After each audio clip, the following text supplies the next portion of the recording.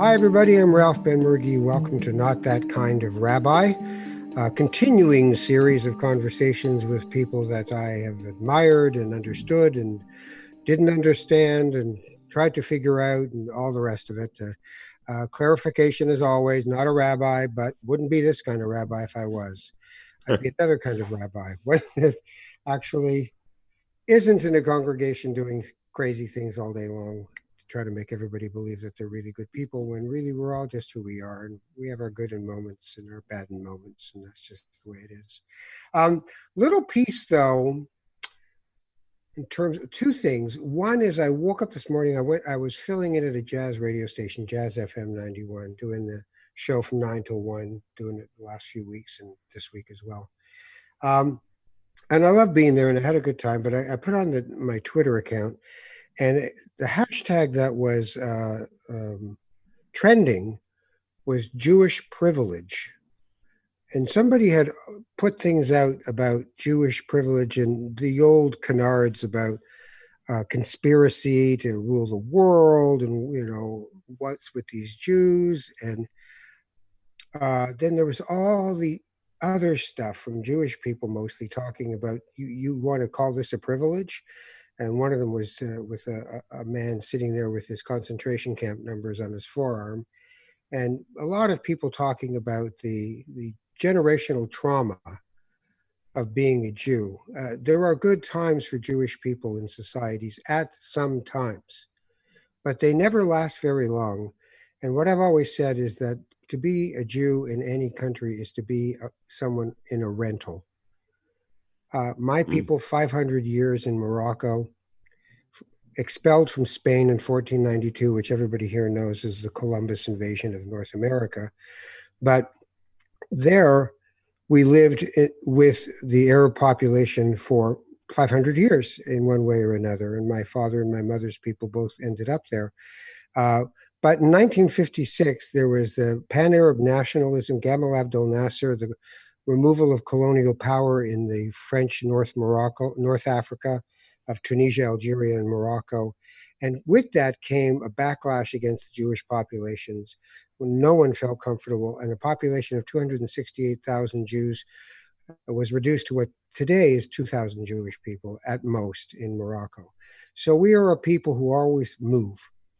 It's good for a while, it's not good for a while. But just seeing all this Jewish privilege hashtag stuff and realizing that there are real divides between peoples, and sometimes it's between peoples who are suffering oppressions in their own ways. Well, you think, in the Jewish culture, the joke is it's one-downmanship. Oh, my hip is killing me. Your hip.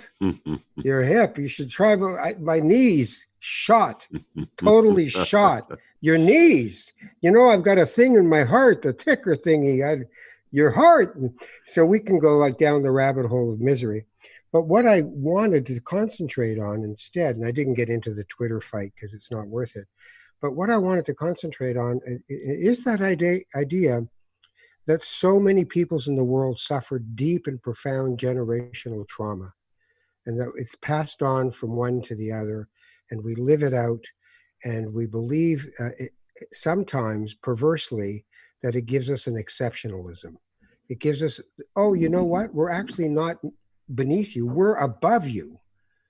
And I'm trying to hope that we get to a point where we don't go beneath or above, but we go together, that we walk the walk together, because in each and every person, I truly believe there is a divine spark. And I think that we have to unearth that spark in each other instead of animate the fear of the other. Every major religion asks you to do the golden rule, to do unto others as you would have them do unto you. And they all speak about loving the stranger. The most challenging thing to do is not love those who are like you, but those who are not like you. And we live in a very polarized time. And I'll tell you, the interesting thing about the pandemic is the virus doesn't care what party you vote for. The virus doesn't care what you think freedom looks like. And if you're really uppity with it, it'll kill you. So to me, that's the leveler and perhaps the opportunity space for us to have some humility, because none of this can happen if we have false pride. It can only happen if we have humility. And the last thing I'll say on the rabbi side before I introduce my guest for the week, is in Jewish mysticism, in Kabbalah, there are four worlds that a person inhabits at any moment in their life, at any moment in their day. You start with the body, and this is also the order of prayer in Judaism for every morning service. So you start with the body itself, the asiya, and you thank God for the fact that your body works, that the things that are supposed to stay in, and the things that are supposed to get out, get out. Um, and I'll tell you something that would be considered inappropriate for a spiritual conversation. That bowel movement you have in the morning, that's where you actually grunt, oh, thank God. And you mean it. It's like that had to get out of me. That's the toxins that were left after I ate all the nutritious food. Thank God it's gone. So the body is real, and the body is in need of care and love and gratitude for the fact that you have one.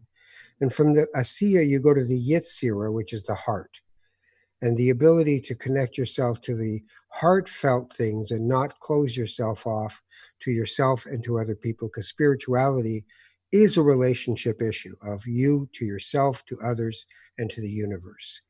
And from there, you move to bria, the reasoning, the mind. And sometimes in our age, we get stuck there. Prove it to me. If you can't prove it to me, I don't believe you. Well, prove love. I can't prove love, but I really spend a lot of time on it. So that Bria state is important for us to sort through and to synthesize into wisdom, but it can also be our shield against feeling our bodies and our hearts.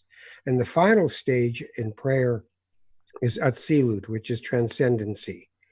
And what we often do as a society is only look for that part of the whole puzzle.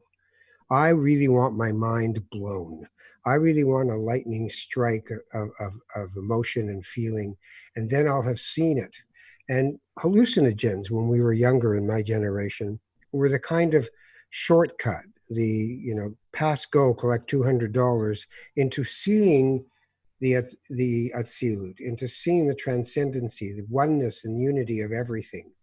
That you could look at a tree when you were doing acid or mushrooms and go, that tree is breathing. That tree is breathing life into me, and I'm breathing life into the tree. We are all one thing. But the next morning you wake up and all you feel is like crap because it's not sustainable. You can't sustain peak moments. That's not the only way to become connected to the universe. It's sometimes in slowing down and contemplation and meditation. And sometimes it's just keeping your eyes open and knowing that you have four worlds in you and that you should give equal time to them. We tend to reside in one of the four more than the others, whichever one will reduce the amount of pain we're feeling in life. So that's my rant for the day, my rabbi's rant for the day. And now I want to talk to somebody who has wisdom and hard-won wisdom, I might add, and has done something with it, has mined it and used it and benefits from it as much as we do from him sharing it. And his name is Tom Wilson. The first time I'd heard his music. He used to have a band years ago called Junk House, and I was doing a variety television show, and I had some say in who we could have on the show. So they said, well, who do you want? And it was our New Year's Eve show. We didn't know it at the time, but it was also our very last show because we were canceled a week later or half a week later. But I said, New Year's Eve, I want Junk House. I love Junk House. So they came on, and Tom and I don't even think we passed two words between each other because I was running around like a host. But that was my first time knowing who he was. And over the years, I've known him in different incarnations and Blackie and the Rodeo Kings and, everything. But I've also read a wonderful book that he wrote about self-realization and becoming himself and knowing what that would bring to his life. So I want to welcome him to the podcast now. Tom, I'm really grateful that you're here. How you doing?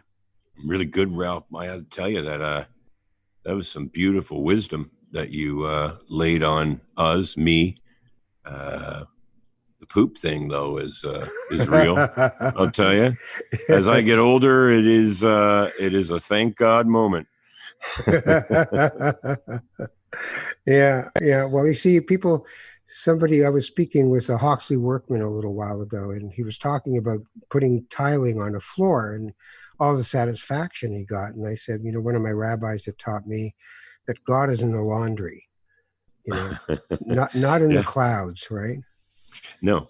Well, living in the moment is important. I mean, any of us who've been around um, people practicing, the Buddhist beliefs, Buddhism, we get to have some of that. And it also reminds me that all the people that I know that practice Buddhism are the people that really need those practices. I'll tell you, they're some of my exes and some of my friends have been. It's like, oh my God, you need something. So Buddhism, just whatever it is you got to do, straighten your shit out, man. Um, but being in the moment is so important. And I didn't, I don't know where we're going with this conversation, but there were some things that you touched on during your monologue that were so important to me and that are so relative to me as, I guess, let's just say an indigenous guy now, Oh, just to be informal, a Mohawk man. Um, those things, of trying to control and keep down a culture. It's a sinful thing, and it comes from a lack of faith in yourself. You know what I mean? As a culture, to be able to have to try to wipe out another one. It's funny because I've only ever been in bands. I don't consider myself being in a band or being managed unless I have a Jewish person involved. As a result, my managers have been Bernie Finkelstein, my bandmate and friend since 1976, Colin Linden, mhm. and in Lee Harvey Osmond, my dear friend and pedal steel player, record producer Aaron Goldstein.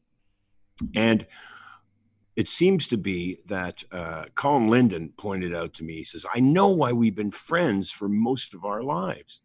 And I said, why? He says, well, I finally found out that you're a tribesman. He said, Mohawks and Jews, 6 nations, 12 tribes. He goes, it makes complete sense that we belong together. And also, we're two cultures that have people have attempted to wipe right off the face of the earth, So we kind of share that and that blood memory. I call it. I'm skipping around on you, Ralph. I hope No, that no, I'm Toronto digging it. might get. I hope Toronto Mike gets to edit me because God knows I need editing day to day, every day of my life, constantly. But the idea that we share some kind of fear, some kind of suspicion about the people around us comes from blood memory, comes from generations of our ancestors, uh, trying to be killed, trying to be wiped out. And we also face that reality every day as a Mohawk. You know what? My sister Lynn Bova, from Ganawage, she was a teacher and she knows Mohawk, but nobody really knows the entire Mohawk language. If I call her up and I say, Hi, Lynn, how do you say this? She says, oh, God, I don't know. I'm going to have to ask somebody else. And then there's this network of people on the reserve trying to figure out how to say a certain phrase in Mohawk. And that is an example of how colonialism was successful in almost wiping out an entire culture. The fact that here in 2020, and people are working really hard in the Mohawk community to get their language back, but it's like pulling pieces from all over the place Well, because there's an interesting parallel because in the Jewish, not my Jewish culture, the Eastern European Jewish culture, not the North African culture I come from, Yiddish was something that had almost completely been obliterated by the Holocaust. And also that the state of Israel had decided that they weren't going to use Yiddish as the national language. They were going to use Hebrew, which is in the Bible. And they had to basically modernize Hebrew to make it the language of Israel. But Yiddish had made a huge comeback in New York City as its base. And Yiddishkeit, Yiddish culture, right now, the Ashkenaz Festival, when it happens in Toronto, is an example of that Yiddish culture. My people don't speak Yiddish. We speak Ladino, or in our case, a thing called Hakitiya. It's a different thing altogether. It's Spanish based and Spanish Arabic based. But Yiddish itself was such a rich cultural piece. So I wonder, when you think of the Mohawk language, it's not just language, it must be culture too.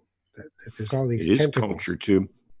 So when there is it is culture. It's every facet. I mean, the Catholic Church, you know, tried to get the Indian out of the child. It's a conversation that is not ancient. I've talked about, of course, residential schools before. I work for the Downey Winjack Foundation, um, Who are they? and pardon me. Who are they? Downey Winjack is Gord Downey. Told the story of Caney Winjack, who died on railroad tracks trying to get home from a residential school. It's a story of a little boy whose longing was so strong that he took on the job himself of trying to get back to his reserve, and froze to death on the railroad tracks. And that story is the last piece of work that Gord Downey put his stamp on. And it's one of the things that is helping, at least opening the door of understanding of what it is that residential schools did, because we're not taught that. We weren't taught about that here in Canada. But the fact that when I talk about residential schools, it's like people say, are you still talking about that? Yeah, I'm still talking about that, because the last residential school, of course, closed in 1996. You know what I mean? That's not that long ago, Ralph. Mm-hmm. You know, my mother was hidden in a basement so that the RCMP couldn't, take her away to a residential school. So it's all very real and very present. But Gord Downey's work and the Downey Winjack people work on bringing the truth and reconciliation, hopefully, a little bit closer. One of the things that when Gord Downey told that story, another thing that was said to me was, how come a white guy is telling the story of an Indian kid?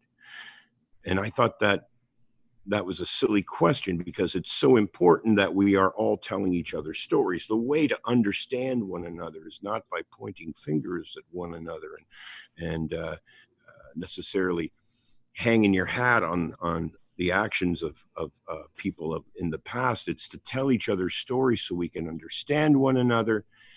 And that's going to be, to me, what truth and reconciliation in this country is about. When the Indians get on their high horse, man, when my people start knocking on doors and protecting land and putting barricades on railroad tracks, that is not terrorism. That is actually the Indigenous community holding up a mirror for Canada to have a good look and see how they're looking these days. You know what I mean? And if we don't start doing that, if we don't start having a good look in the mirror at one another, then we're going to be lost forever. So one of the things I was always obviously interesting is that you grew up not knowing you were Mohawk, Mm-hmm. and then discovering you were Mohawk, and now embracing that you're Mohawk. Mm-hmm. Do you feel sometimes like you're trying to play catch up with a whole life because you had a childhood without it and you had a young man's life without it? Or do you feel Well, like it all comes together, the pieces all just fell in place and you move on? so much makes sense, Ralph. So much of the story, my own story of my own life, the one that I go over every day and every night, makes so much sense. But I'm really just shaking hands with a culture I've been introduced to. That's what I say.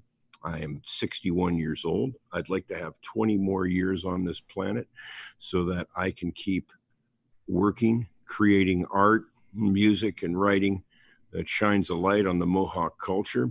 And I believe that if I keep doing that, I'll make my way to understanding what it feels like to be a Mohawk. I didn't grow up like my brothers. I didn't grow up like my sisters. I grew up on the East Mountain of Hamilton, Ontario, with that haunting feeling that I was right in the middle of enemy territory.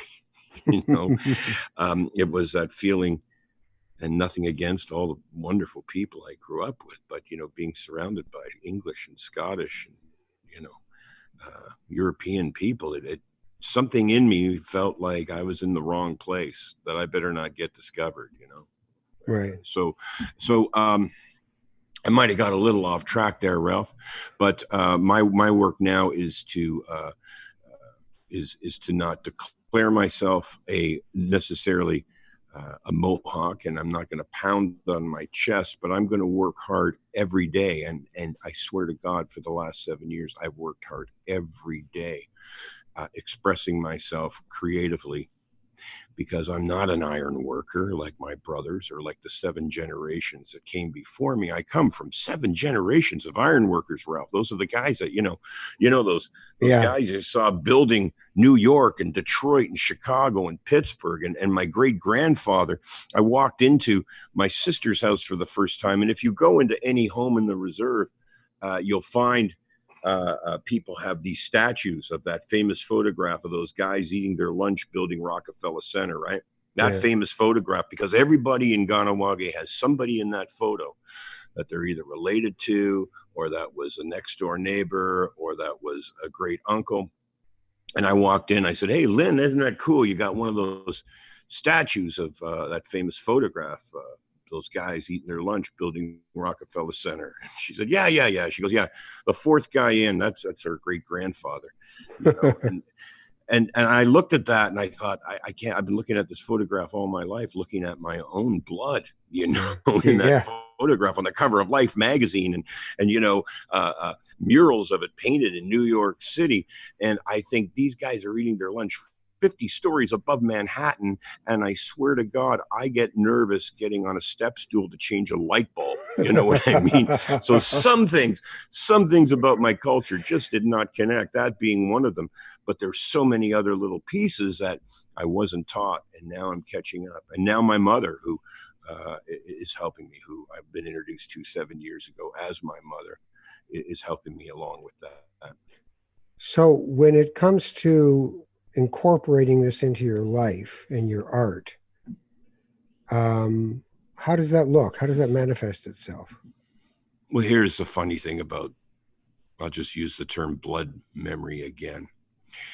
I've been painting, Ralph, since 1997. I started painting the second time I stopped drinking. I successfully stopped drinking into 1999. I'm 20 years sober, let's just say that. But I needed to do something productive rather than destructive. So I started painting. After I spent a day writing, we were writing songs for a Junk House record, my usual routine would be to start drinking. So instead I started painting, and I started painting more and more. And people would come over and they need money for charitable foundations, for charitable situations, for auctions and things. And they'd come and bring CDs for me to sign, Junk House CDs. We assign these so we can give them away to make some money. And I'd say, "You want a painting?" And they'd say, "Yeah, sure." So I was giving these paintings away in 1997 to people who were trying to raise money for breast cancer and for women's shelters in Hamilton. And all that time I was painting freely, and I still am painting freely, by the way. But years later, after I was painting for about 5 years, my daughter said, "Dad, you got to be really careful about these paintings." She goes, "You're like an Irish guy and you're painting what looks like Iroquois false faces, indigenous art." She said, "That's cultural appropriation." And being a knucklehead from Hamilton, I said, "Wow, what the fuck is that, man? What's cultural appropriation? I don't even know what that means." And she explained that as an Irish guy, I shouldn't be painting in indigenous images to make my point. I kept painting, of course, and as a result, my paintings, now I find out that I am a Mohawk, and that what I've been painting for the last 20 years is actually my culture, has already been in there. I know you're on camera here, Ralph, but I'm in my studio right now, so it's like these are beautiful. And if there's such a thing as indigenous, identity within it, I can see it, right? Yeah, me too. And it's so crazy when you think about it, because the inside of you is speaking through you painting, and who knew? And you could have stopped when your daughter said, "Dad, you're not allowed to talk. You're not allowed to represent Native culture." Mm-hmm. And I wonder what that does to all of us. Because when I started this podcast today, I was talking about, the isolation of being Jewish and being persecuted. And then I thought, but I remember being a kid and wanting to reach out to African Americans. Martin Luther King was one of my heroes. And when I was in my early 20s, I went out to Edmonton and lived in Edmonton. And the first time I'd ever experienced the genocidal cultural attacks on Native Canadians, where people were literally dead on their feet walking by me on the north side of the river in Edmonton. And in Toronto, it was almost invisible. And I Mm-hmm. thought, well, how do I reach out? And I remember I was on some horrible game show that they were trying to have celebrity game show in Canada. And I thought, well, there's an oxymoron. But we did it, and we had to give our money to charities. And I chose the Native Canadian Center. And they kind of looked at me like, why would you do that? And I realized that this divide was enormous. But I also realized, even now, there's Black Lives Matter. There's me feeling this way. I reached out to an Indigenous friend of mine and said, is this a time to talk about Red Lives Matter? Mm-hmm. And he said, no, it's a time to talk about Black Lives Matter. And by them raising that boat, our boat will start to raise too. We'll have our moment. And Mm-hmm. I thought, I don't even know if I understand that, but how do we stop separating ourselves by our difference? You're Mohawk, I'm Jewish, how do we get past that and find that blood history that you're talking about as the common bond? Well, it's not going to happen. I've come to terms with the fact that even though my work now is to shorten that gap, you know what I mean, is Mm-hmm. to keep a positive conversation going, to open up more doors to conversation. Even though I'm doing all that, I don't think that this is going to happen in my lifetime.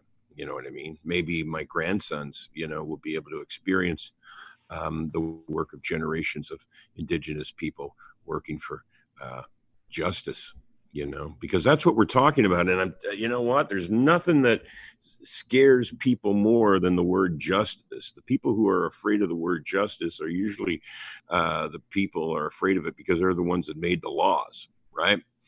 And so those that threat is just too much for them. It's like, fight the fucking power, man. It's like, now is the time, and now is the time not to necessarily, like I say, point fingers. Aggression is not the solution for this. Speaking louder than the person beside you is not the solution for this. Karen Gone Wild videos is not the solution to this.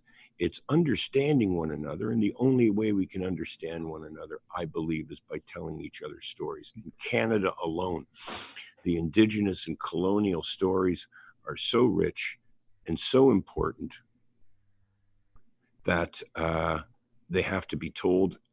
The job really is to get one another to listen, to get people to sit down to listen to one another.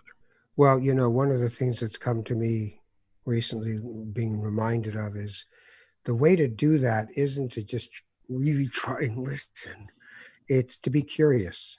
Mm-hmm. It's to really want to know about someone else's experience. To really, even if you don't agree with anything they're saying, you want to understand how they got there and what they're thinking. And moving judgment aside is the only way to be really curious. Mm-hmm. Otherwise, you're really being a prosecutor looking for holes in somebody else's argument so that you can take it down. So Right. to be curious Mm-hmm. about the person, that woman who should not be a senator here in Canada, who is Oh, from, that gal from Thunder Bay. yeah. Yeah, So her. Yeah. yeah, so she's talking about, the residential schools were they had a lot of good points. Now I could just shut it down and just go, screw that. I'm not listening to this. But maybe if I'm curious about what I see myself in my own heart as inappropriate, as wrong, I want to understand how she got to where she went to. It's a Otherwise, smart thing, Ralph. It's wise.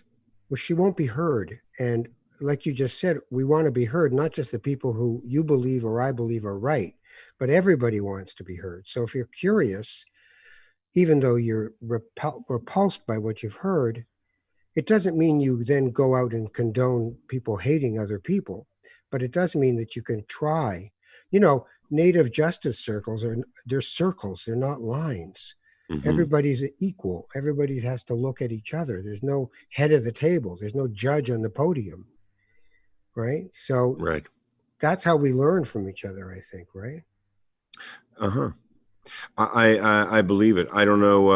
It's going to be a slow job to get there. In fact, like I say, it's not going to happen in our lifetime. I don't believe.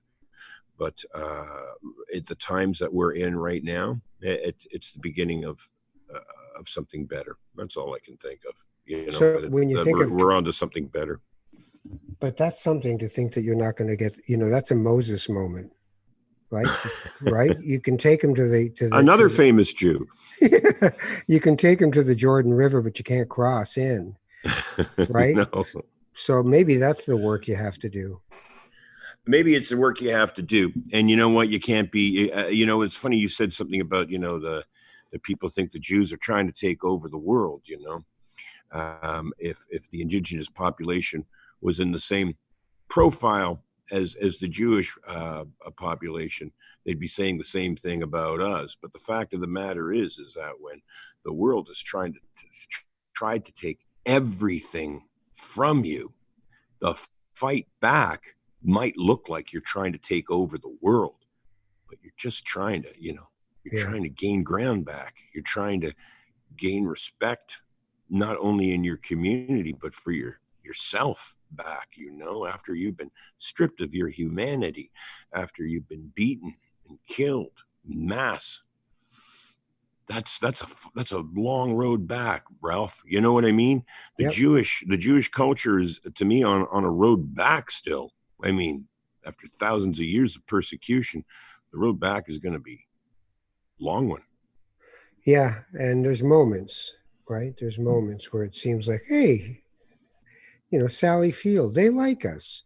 Uh, Mm-hmm. and then it's Charlie Brown and Lucy, and the football gets taken away as you're about to kick it, which I'd imagine be the daily life of many Indigenous people in Canada. So, Mm-hmm.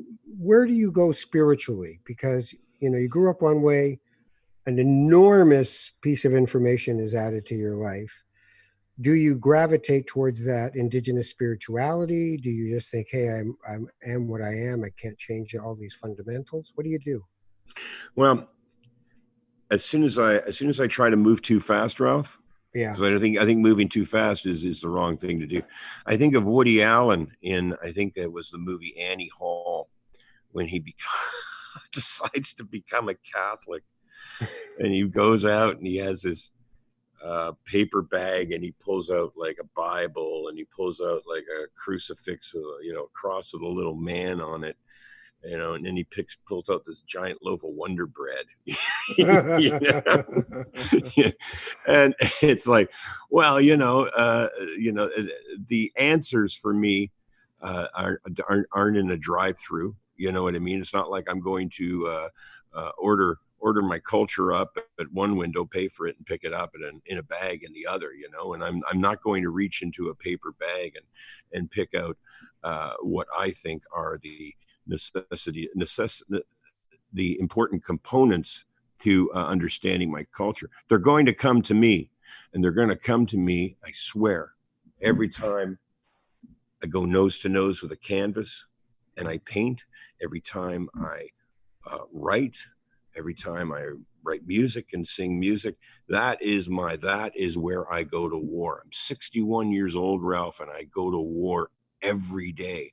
And my war is in my creative spirit. My war is in what I create. My war isn't a war of words or challenges or rudeness or impatience. My war is a personal one, and I believe that it's going to make a difference. If I didn't, why would I be doing it? Going back to another thing that you said, Ralph, while we're on the subjects that now that I'm so ADD, that it's difficult for me to hold on to one thing. But you mentioned, oh shit, I can't remember now. I'm glad you guys are connected. This isn't live, right? Yeah, no. No, no, no. There was something else that you mentioned that was really important to me. I got to go back, Ralph. You talked about the culture. I forgot. It's That's all gone. right. It'll Yeah, come. You know, when the horse rides by, you just got to jump on. that's it. That's exactly how I feel. I don't even get frustrated anymore about forgetting shit. It's just like it'll come around again. Yeah. So when you, as a painter, I'm really interested in. Were you self-taught? Yeah, it just was. My technique is to fill the canvas. That's what I figured would be the right thing to do.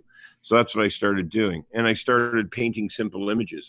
I painted eyes and noses and mouths and moons and stars and built out from there. But they had to be simple images. I wanted to paint the same way I wanted to write music that was that resonated with people. I want to paint with things that resonate with people. And um, if I was to hold up one of my paintings to a 3-year-old, they would know exactly what it was. If I was to hold up one of my paintings a block away, if I was on Lock Street and you were halfway down Herkimer looking at me holding this painting, you'd know what it was: an eye and a mouth and a nose. But as you get closer to my paintings, as all the detail that goes into them, all the writing. I'm writing currently, putting a show together with all the writing from my new book. But I don't know, not that this matters, Ralph, and Yeah, not that no, no. people at home listening, but inside all these paintings here, that's all, that's all script. All these lines that are part of the huge face, almost totem-like face. Yeah, they're all. It's all the story. It's all the story of the reserve that my family's from, Ganawage. It's a story of iron workers. It's a story of the Ochre crisis. It's a story of me finding my identity. And I remember what I wanted to address with you was I found out that I was adopted only 7 years ago. Before that, I thought I was a big, puffy, sweaty Irish guy. Now I know that I'm a big Mohawk, something I always dreamed about. It always was in my dreams. Hmm. But now I have identity, Ralph. That means that my work has purpose suddenly. I worked at music since I was 15 years old. I've been writing songs since I was 14. But at the age of in my late 50s and now at 61, everything has a purpose because I have identity, because I know where the hell I'm from. I know what my people look like now. And my whole point is that without identity, we have nothing to offer the world. If we don't know who we are, then what can we possibly offer the person beside us? That's why this is an important time for me. Is it going to make me famous? No. Is it going to make me rich? Certainly not. Is it going to satisfy my journey for getting closer to my culture while I continue to understand who I am? Yes, it is. Is it going to resonate with people who want to know more about the Mohawk culture? Is it going to invite conversation? Yes, it is. You know, sometimes I think in life we get born, we start to grow up, and we get slingshot away from who we are, and we Mm-hmm. spend the rest of our lives trying to return from the trajectory we were sent on to becoming who we really are. I couldn't agree with you more, Ralph. It's like you read my mind, or read something out of my own writing. My I go out and I speak at colleges and universities. As I get to speak at universities that I would never have been able to enroll into, that I never would have been accepted in. Uh, but when I do, I talk about the creative process and economics and how to that you never really you're not you don't say that you're an artist. You say that you're working at being an artist because we are all born artists. This is just an example of who we are and what's taken away from us. We all paint. pictures freely. We all make up stories and tell them to our parents and our siblings freely. We all sing songs and dance freely. And then we go into school, and all of that is halted and taken away from us and made a secondary uh, thought at best. And we're not really allowed to express ourselves freely. And I mean, my belief is that creativity, that creative energy, creating something is godly. It is spiritual, and it's important, and it's something for you to focus on and apply yourself to. And I can't meditate. I've tried. I was with Kathy Jones for years, and we went to Buddhist meditation camps, and it was pure hell.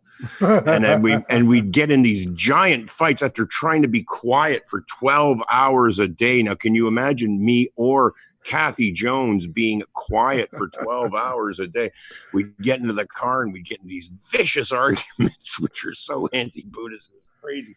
But my point is that my spirituality is in my creativity, and that's the thing that gets taken away from all of us as kids. And we spend the rest of our lives trying to get back to being that 3-year-old, because as 3-year-olds, we understand who we are in this world.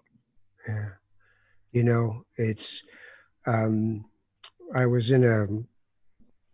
was also in post-secondary working as an advisor to the president of a college for 5 years. And I just thought, what am I doing here with all these PhD people? And, you know, I what am I doing here?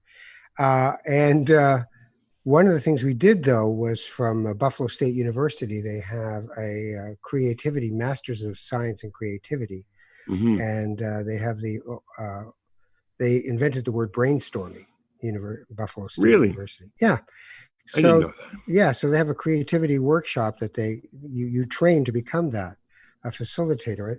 I actually, creativity facilitator. I actually have it sitting here on my desk, and forgot about that.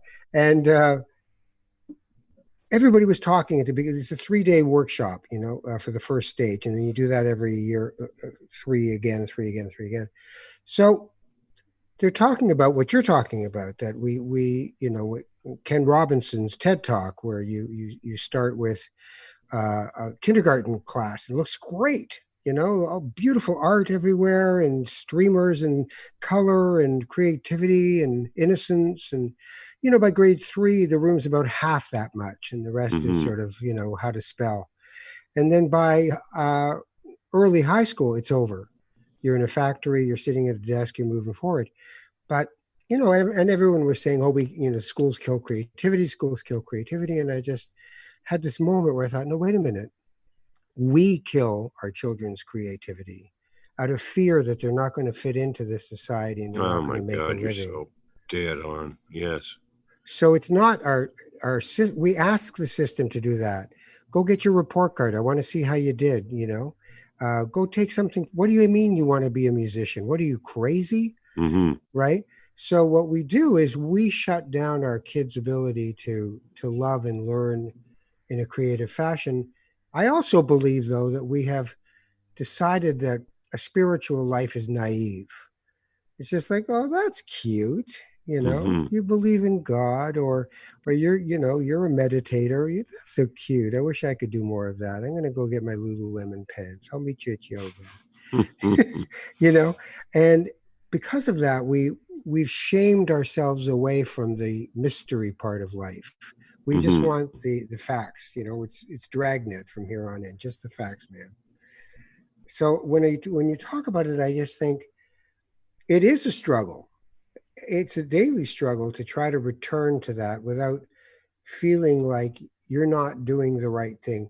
You should be writing, you know, the next major pop hit at this point, not painting something that, you know, not putting something together with your band. You know, come on, it's Canada. How good is it going to get? You know.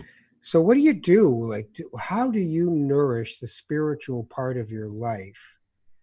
Because you say you go to war every day. Well, to go to war, it takes an enormous amount of energy, and you have to have a certain amount of courage to do that. But what do you do to steel yourself for the battles?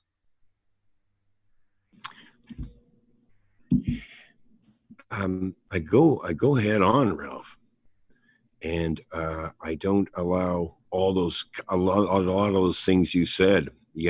Like, well, you're only in Canada, or you're trying to write a hit. None of those things are really a part of my life anymore. Because I've chosen for them not to be a part of my life.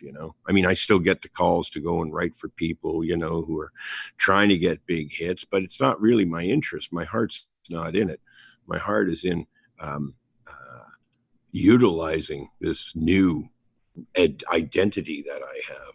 Mm. That identity is what brings me the fuel, knowing that I have a job to do that is greater than getting a hit on the radio or getting a good royalty check next quarter. That getting that stuff out of your life, that's part of the big job, isn't it? Getting all Yeah. those voices out of your head, that's part of the big job, isn't it? Corporations and governments, religions want to control us. Artists are here to create something that wasn't here yesterday. We're here to create for the world. So get all that stuff out of the way so that you can create. And there's a certain amount of fearlessness, but that fearlessness comes from that old 10,000 hour game, right? You do something long enough, and, you become some kind of master of it, you'd think. So I come to work every day here in this room down here at the Cotton Factory on Sherman Avenue North in Hamilton. And I'm going to tell you that I haven't been happier in my life doing anything than what I'm doing right now. So if I go out and get hit by a car sometime later today, Ralph, you'll know that I'll have died working to be an artist. You'll know that I'll have died with my identity intact, and I'll have died a pretty happy man. You talk about being 61 and asking for 20 more years. Yes, please. Do you think much about dying? Yeah, not that much. A little bit though. We my wife and I got a dog, Lucy. I've seen you. I've seen Yeah. you out when I've been walking her. And when I got that dog, two things occurred to me. Two revelations, right? I'm going to tell you the one that is a relative here is that I thought, well, this is probably the last dog I'm going to have. You know what I mean? If this dog lives 15 years, I'm probably not going to be getting another dog at 61. I'll be a little older. I'll be a little slower. I'm just assuming that this might be the last dog that I own. That's kind of a that's a sobering thought. How's that? How does it sober you? Well, just knowing that time is not completely on my side. So how my clear vision and is something I have to follow. I have to follow my creative desire more so now than ever. I don't have time to be fucking around anymore. It's interesting. As we get older, the ego dissolves more, and we realize, we're just renting.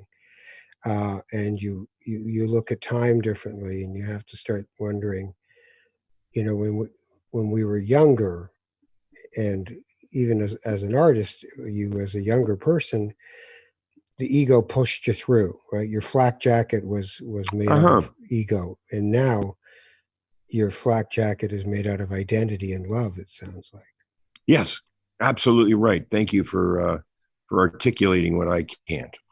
That you're right about that. it makes for a sweeter life. But the first book was Beautiful Scars, and there are scars, drinking and drugs, and a marriage comes and goes, and now you have identity and a happy relationship and a happy relationship to yourself. What's the next book about? Well, it's gonna be called Blood Memory, and I've been writing about the continued journey that comes along with being able to embrace or acknowledge or discover your identity. It's not there's heavy lifting involved in this, and there's new discoveries that happen that have happened since I finished writing the last book. I discovered another sister I mean, just to give a little bit of background, I did find out that I was adopted 7 years ago. I found out that I'm not Irish, I'm Mohawk. I found out that the woman that has acted as my mother my entire life, cousin Janie, the matriarch of our family, the woman who sits at the head of the table for Christmas and Thanksgiving and all those things, all the kids' birthdays. Janie, my cousin, turns out to be my mother after all these years. I grew up an only child, and I've met six of my possible 12 brothers and sisters. My father had six kids with his wife and several outside of the marriage. I jokingly refer to him as a good looking Mohawk with a busy dick. Um,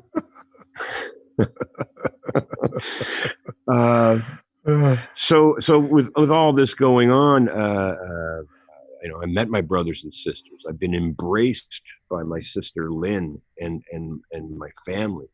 The indigenous community, it wasn't, they don't ask the colonial question, so how Indian are you?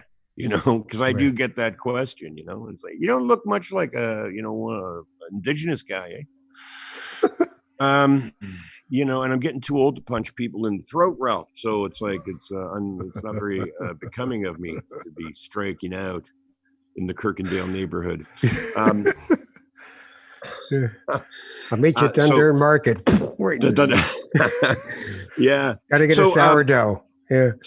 my mother now I've got a place I bought a condo for my mother Jane just off Lock Street, and I bring the dog by in the mornings, and we see each other, and it's been she found out.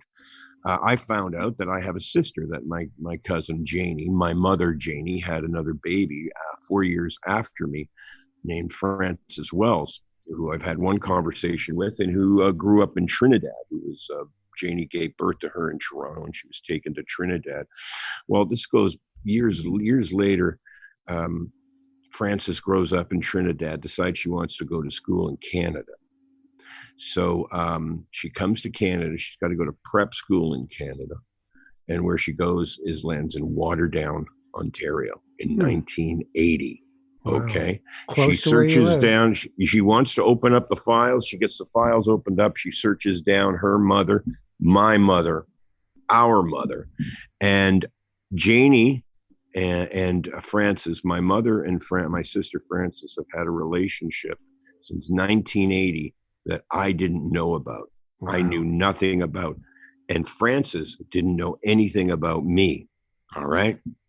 So, in fact, Frances went to Western University and went to a couple shows to see Teenage Head years ago at the Spoken Rim there. And I was the opening band. So I was on a stage and she was in an audience. We didn't know we were brother and sister. So, but she always heard about me because Janie always referred to me as Cousin Tom. Cousin Tom is taking us to church in bad weather, and Cousin Tom is bringing us groceries in because of something. And Cousin Tom is playing Massey Hall in Toronto, and we're going down to see Cousin Tom. So she always knew about Cousin Tom. Frances, my sister in Trinidad, always knew that there was a cousin, Tom Wilson. And 2 winters ago, around Christmas time, my book had just come out in November, my first book, and Frances was looking for our mother Janie, and she called up to Janie, and Janie wasn't answering the phone, and Frances got a little nervous, so she looked up Cousin Tom, because she knew that if she couldn't get a hold of Janie, this guy Tom Wilson in Hamilton is going to know what's going on with Janie. So she looks me up and sees that I just wrote a book. And in the meantime, Janie gets a hold of her, but she is interested in the fact that this guy, Cousin Tom, wrote this book. So she's in New York, and she picks the book up, and she takes the book back to Trinidad, opens up the book, and her name is in the book, and the whole story of my life and of my life with Janie is written out in that book. And she had no idea that I was her brother. She had no idea that the story that, Janie brought to the table. And she went nuts. She went Trinidadian crazy, and got really mad. And I managed to be able to speak long enough with her to kind of come to some understanding of, what the situation our mother was in. that she, being a young Indigenous girl, pregnant in Toronto, was not an easy job, and that she did her best. And I think that it was a great lesson of understanding for me, hopefully for her too. That's a story that I still have to write, but that's, that's a little bit of a development in my world. So An interesting one. what's the new book going to be called? Blood Memory. And what is it you want people to get from it? I would like, if nothing else, I'd like this book just to take another step uh, for the readers to understand the Indigenous side of this country a little more, to tell the stories, to continue telling my story, continue telling the stories of my brothers and my sisters and my cousins and my uncles, and of the journey of the reserve in Ganawage, so that maybe we can get a little bit closer. Gord Downey, I mentioned earlier, told one story about a young boy who died on the railroad tracks trying to get home. And I've done shows for the Downey Windjack Foundation, and we do tragically hip songs, you know what I mean? And I watch the theaters fill up. And as I watch the show go, I see like a lot of aging junior A and junior B hockey players who are kind of there to see the hip, man, Right. which is great, which is so Canadian. You can't get more Canadian.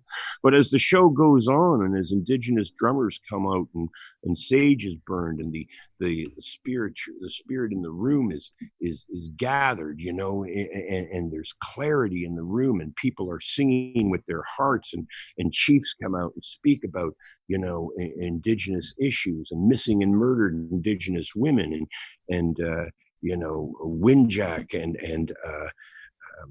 Tina Fontaine, and these things start coming up. You start seeing people's faces change.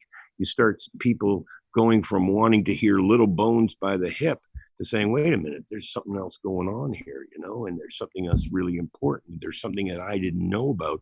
And we like to believe that if we don't know about it, then it's not important. So the job is to keep enlightening people gently on what this story is about.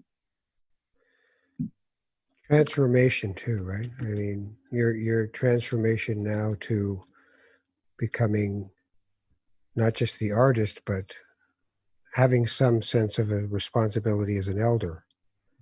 Yeah, I guess I'm getting there, and I'm You're trying. getting I'm there. trying to honor that. I see you with your grandkids sometimes, and I just say, Yeah, I yeah, see you in the schoolyard, Ralph. yeah, and he's getting there.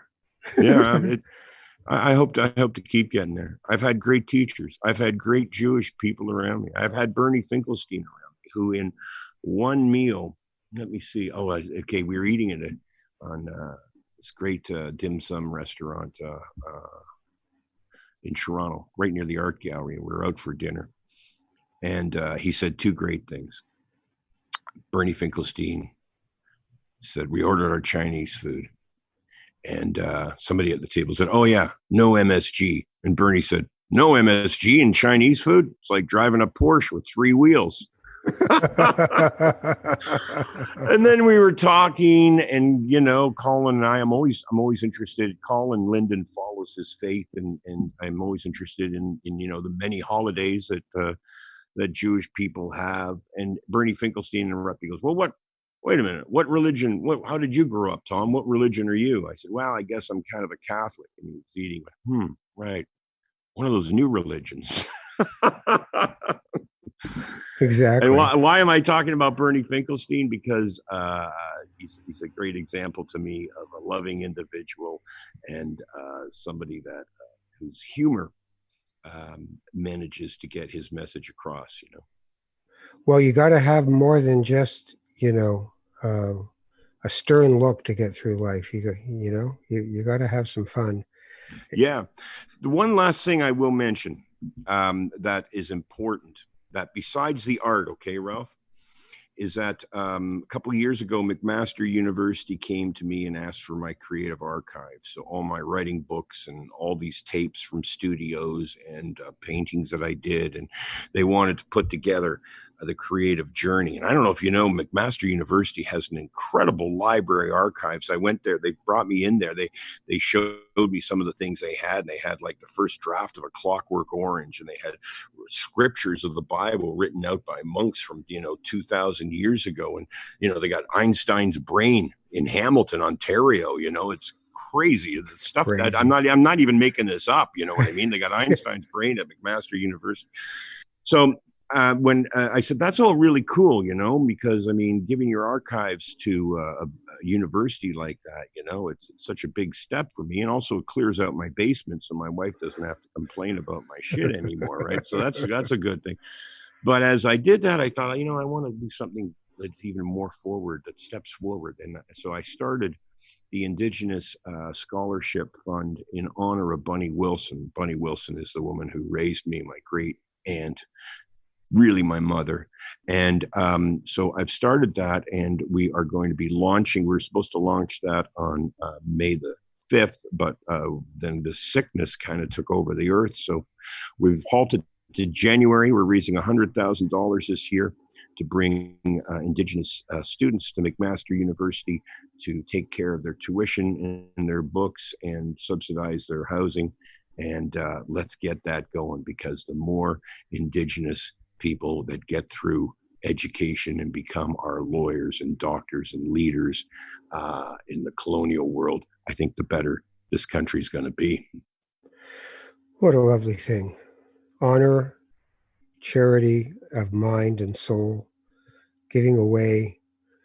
You're not hoarding it, right? You're not hoarding all this stuff that's coming your way. You're going, all right, now how do I re-gift this stuff? Mm-hmm. Right?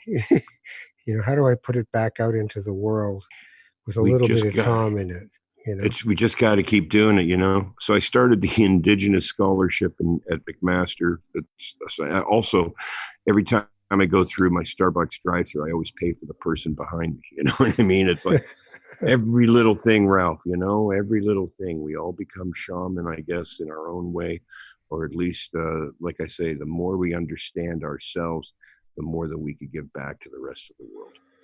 Well, Mr. Wilson, I thank you very much for the time. I love you, Ralph. I love you, Ralph. And I got to tell you, listening to you speak, when you ask me questions, I spent so many years listening to CBC, hungover, listening to you on the radio, that it's like, when I hear your voice, it's so soothing. I just want to roll over on the pillow and wait for somebody else to answer your question. That's right. I'm having a fig Newton. I'm busy right now. Well, you take care of yourself, brother, and I'll see you out in the street. I sure will, Ralph. Thank you. Thank you, Tom. All right, we'll let you go. Take care. Bye, buddy. Tom Wilson, you know him from Lee Harvey Osmond, from Blackie and the Rodeo Kings, from his band Junk House, from his book Beautiful Scars. Wow. Really interesting. Well worth listening to and having a great conversation. We live in the same city, as you could have guessed by that. Just, walk by each other on the trails these days. And I've got my family and he's got his. And it's like, hi, how are you? Beautiful art that he has. You can check out his website. And, could have taken everything that's happened to him in this life and done something dark with it. And instead he turned around and made it into light. No grudges, no anger, but scars. And as he calls them, beautiful scars. So a good talk. I'm Ralph Ben-Mergy. This is Not That Kind of Rabbi. And I hope you take a little dive into our archives, which are steadily growing, of shows that we've done. I'm nowhere near 600 podcasts, but what are you going to do? But we build this one brick at a time. So have a listen to some of the folks that I've had the honor of talking to, and make sure that you let me know what you think. RalphBenMergy@gmail.com. Just start typing Ben Mergy, and eventually it'll correct you, I would assume. And at Ralph Ben Mergy from my Twitter account, and Facebook. I have a Facebook Not That Kind of Rabbi page that you can go to as well. In the meantime, in these times, you take care of each other. like Tom said, pay for the guy behind you in the Starbucks lineup. It's not going to kill you for an extra $3, but it'll sure make their day. Take care of each other, and we'll talk to you soon. I'm Not That Kind of Rabbi. Bye-bye.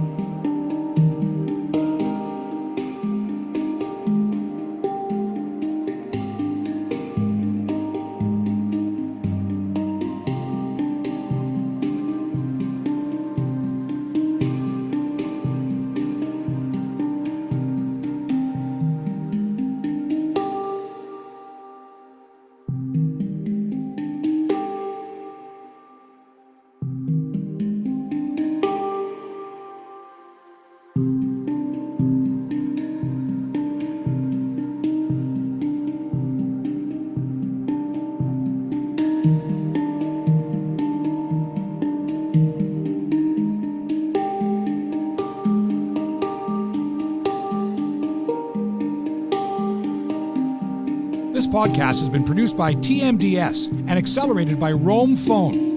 Roam Phone brings you the most reliable virtual phone service to run your business and protect your home number from unwanted calls. Visit roamphone.ca to get started.